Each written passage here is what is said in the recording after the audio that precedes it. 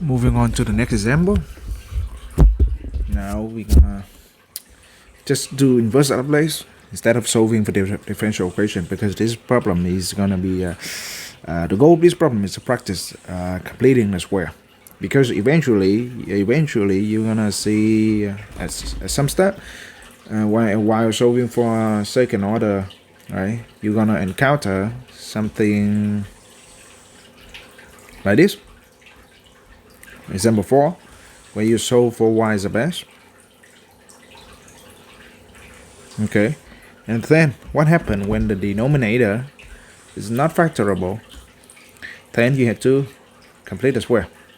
Okay, you have to complete the square. You expect to do the complete the square. Then that what does happen over here.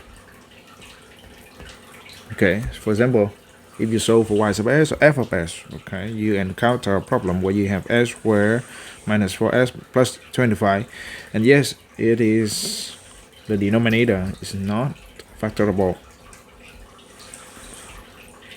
Then we need to do complete the square. Okay, so let's practice doing that. Okay, so I have 2s plus 1 over s squared plus minus 6x plus 25. All right, completing the square. Let's first rewrite the numerator again for the denominator. Okay, let's space them out, spacing. Okay, create some space with the last constant. Okay, put it on the way on the back. I'm gonna fill in something over here, right? How do I know what I'm gonna fill in over there? Okay, I'm gonna do this. I'm gonna have I'm gonna recall the perfect square formula. Okay, sum of square and difference of square. Sum of square is a square plus 2ab plus b square, and this is a difference. If it is a difference, then I have a minus over there. Okay, so right now I'm looking at a minus. Okay, and my anchor point is the middle term. I need to find 2ab. Okay, by looking at this, also I know that a is s. S in this case a square. I need minus 2 times a times b plus b square. That's the goal, right? Then that 6s. That 6s. The s is a. The s is a already. Then that number 6 has to be broken down, and I can break it down where I need to have a number 2. Okay, I need to have a number 2. That number 6 has to be broken down to be 2 times s times something else, and 2 times what equal return me number 6. 2 times 3. Okay, then by writing like that, right, that's still negative 6s. Instead of negative 6s, I rewrite negative 2 times s times 3. And doing that, I know that b is 3. Therefore, I need to add, all right, b square, which is 3 square. And then I cannot add 3 square out there. I have to balance it out by subtracting 3 square. Then this will return the denominator, the first 3 term in the denominator, which is starting from s squared minus 2s3 plus 3 squared. That is just s minus 3 squared. Alright, how about the last 2 terms? Okay, I'm start running out of color. The last 3 terms is just negative 9 plus 25, right? Negative 9 plus 25 is just plus 14. I mean plus 16, right? Plus 16. Okay, and then when you're completing the square, now when you perform the completing the squares technique, you know that eventually you're gonna use either these two formula, which is, let me put it out, these two Laplace. Okay, Yes, and indeed I'm running out of color. So e to power at cosine bt, Laplace of e to power at sine of bt. Okay, try to see if you can still if you can find these two formula, right? Okay, so it's just now for the cosine is s minus a plus b squared, and the numerator is just a s minus a. For the one with the sine, it's also going to have the same denominator, s minus a squared plus b squared, but for the sine, the numerator is just b.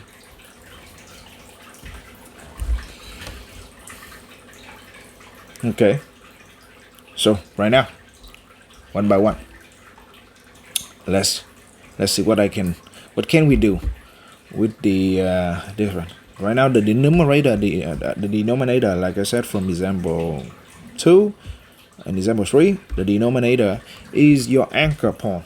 You cannot play around with the denominator. You can only play with the numerator over here. Okay, the denominator is there. So if I just rewrite the denominator, okay, that 16 is turned out to be 4 square, right? Now it's matched perfectly. By matching, I know that A is 3. Okay, actually I want to write here. A is 3 and B is 4. So to pop up these two formula on the right hand side, s minus a in the numerator and b in the numerator, okay, so I need to play around with this to s plus 1. Okay, so what can I do with this one? So instead of writing 2, okay, 2s plus 1, can I write like this? 2s minus 3, right? I need s minus 3 here and s minus 3 there. So I'm going to write out 2s minus 3 and s minus 3 square plus 4 square. Then when I force this, it's called brute force. When I force myself to write out s minus 3, that means I just create the first one. But by doing that, I just brought up, okay, I just do that. 2s minus 3 is turned out to be 2s minus 6. But I only have plus 1. I don't have minus 6. Okay. So how do I know how can I balance, or how can I reduce it to plus 1? Then I just write out, okay, I minus 6, right? I minus 6. Then I plus 6. And then I plus 1. Then that return the 2x plus 1.